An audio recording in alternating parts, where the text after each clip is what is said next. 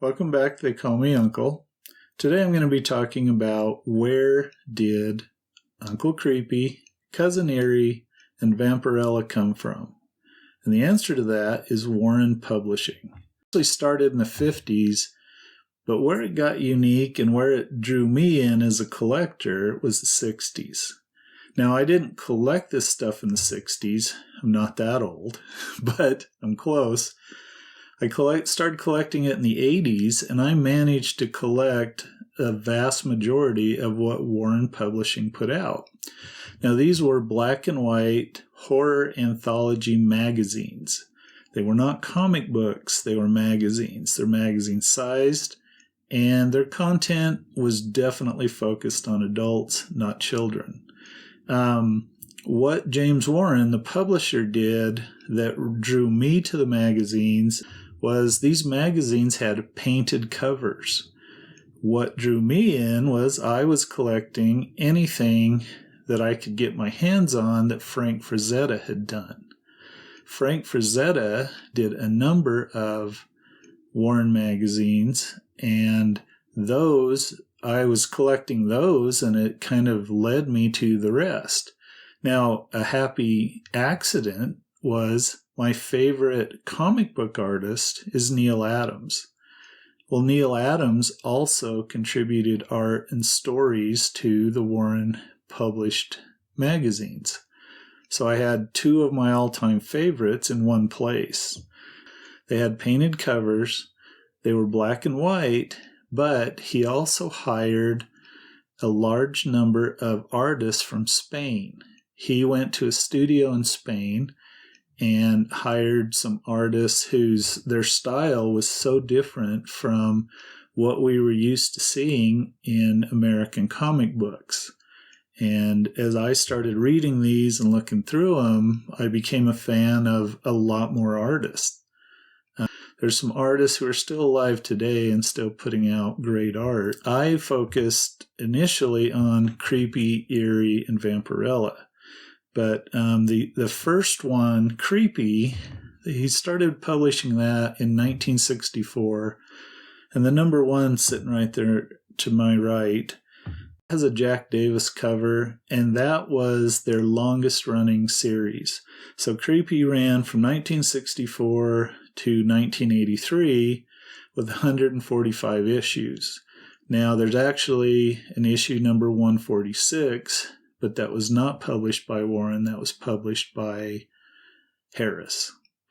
I do have that, and it's mostly just reprints, but it was Harris taking up Warren's publishing. Next title that came out that I did manage to collect all of was Blazing Combat. Now, what drew me to those is all four of those have Frank Frazetta paintings as their covers. And they're really different. You know, these others were horror magazines, horror anthologies. This is war. So Blazing Combat came out in 1965 and only went for 4 issues. And then Eerie came out in 1966, and it ran until 1983. I was able to collect all of those except for number 1. And number 1 has its own story, and we'll tell that on a different video. But we will tell the story of Eerie number 1. I have never personally seen an Eerie number 1. In 1969, Vampirella came out. And Vampirella ran from 1969 to 1983 for 112 issues, with the 113th issue being published by Harris, and it's actually the only one I bought off the shelf. They did a title it was called 1984, which was published in 1978 through 1983. So 1984, well, it was called that, and then they changed the name to 1994 from, I think, from issue 11 on to issue 29. Now, these were different in that they weren't horror anthology, they're sci-fi and fantasy anthology, and they're very much like heavy metal. And heavy metal, they kicked off in the U.S. in 1977, and so these came right about the same time. And there's a series called The Rook, and it had 14 issues, and I did collect all of those. They were a spin-off out of Eerie. So Eerie magazine introduced The Rook, and then he got his own series, and it ran until 1982.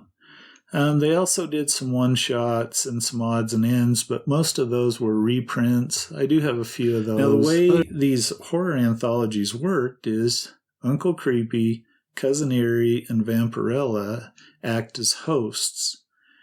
If you've seen Tales from the Crypt, you have the Crypt Keeper, does the same thing.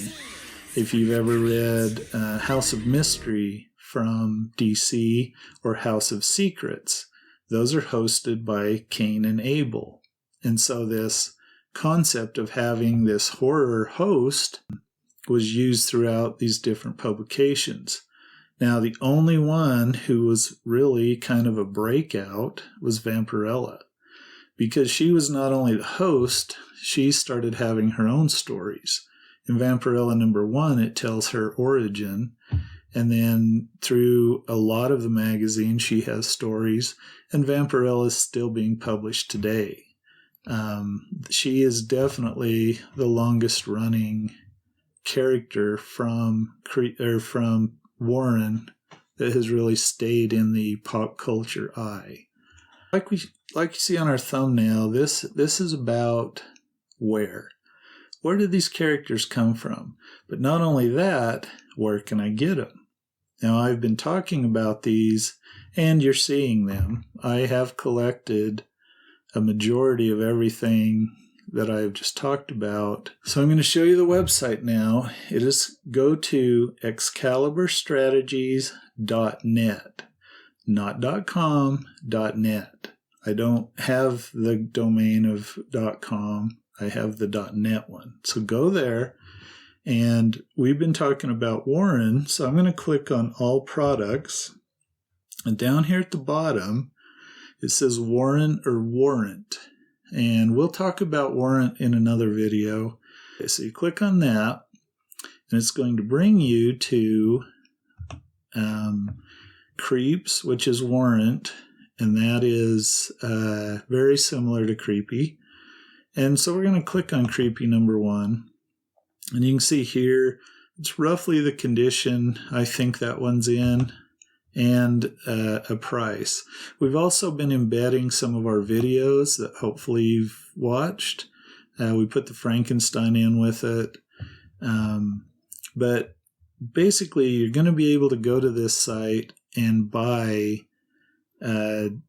issues that we've talked about. I started collecting these in the 80s, and I probably finished collecting them in the early 2000s. So you can go out here, the Creepies are there, the Eerie's are there, there's just pages and pages. There's over 2,000, maybe 3,000 magazines. While you're in the site, browse around. If you slide this over, one of the things that's important in comic book collecting and the most valuable stuff are keys. They call them keys, like first appearances, specific artists, major events, and you'll see the keys that I've entered so far. And also in the description, you can see what makes it a key. And everything here, all the ones you're looking at right now are stock images. When I start putting in the really expensive stuff, we will put in actual images, or we'll put in a video so you can really see it. Now, we've also structured it so that some of these artists I'm talking about, Frank Frazetta me and Carter and Mason have all visited his museum in Pennsylvania, which we'll do a whole different video on. Neil Adams, I have been a Neil Adams fan even before I knew who Frank Frazetta was. Boris's stuff, his paintings are fantastic. And so we're spotlighting those three. I haven't got all of the stuff I have of theirs, but I've put a pretty good chunk. And so go out and take a look at those. It took me years to put together, especially the Neil Adams stuff, and it's going to be hard to part with. But like you saw in our intro, I have rows and rows of shelves and boxes. So what's in the website right now? I'm adding stuff every day. Right now I'm adding collectibles, so by the time you see this video, well, probably not tonight, but in the next day or so, there'll start to be mini busts and things like that. Then I'm going to get into the comic books. But if you're browsing the site and there's something you're interested in, what I collected from the 60s until about 2009 or 2010 is I have the vast majority of everything Marvel did outside of the very beginning of Fantastic Four and Spider-Man, but all of the X-Men, all the Avengers. I have all those in various conditions. I mostly collected one copy each. So if you see something out there you're interested in, there's probably not another copy. Creepy #1, I have one of those. I have one of the Eerie's. I do have 2 Vampirella #1s at this time, but that's rare that I have 2 of something. I was very budgeted and conscious. If there's something you're interested in earlier, I do have a lot of Batman, detective, action. I have a lot of DC, but I have a lot more Marvel. If you want, click on this contact, fill out your contact information that you're looking at right here.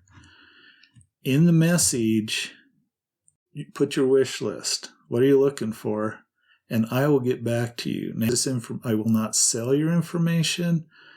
All I want it for is so that you can get in touch with me. If you don't want to go through the website, just go to excaliburstrategies@outlook.com. Just send me an email. If you have a long wish list, put an attachment or put it in the body of it. I check the emails pretty regular. And it's also really helpful if you can pay through Venmo. I've mentioned it before. Wish I'd have collected cards. They take less space. Now I just collect prints. I have signed prints from a lot of artists, and in some of these videos we'll be showing you that. So, as always, thanks for hanging out for a little bit, and thanks for watching. And if Carter was here, he'd tell you to like and subscribe. So, come back next Sunday. We're going to try and put out one of these every Sunday, and we're going to work our way through the collection. We're going to show you, we're going to do a deeper dive into Creepy, deeper dive into Eerie. I'll tell that story about #1. And we have so much Vampirella material. We've already done a video. We'll link that. But then we're going to do one where we talk a little more and maybe pick on the movie a little bit. I don't know that we abused it enough. So come back every Sunday and hang out for a little bit. And, I'll take you through my adventures in collecting, and we'll just spend some time. So we'll see you next time.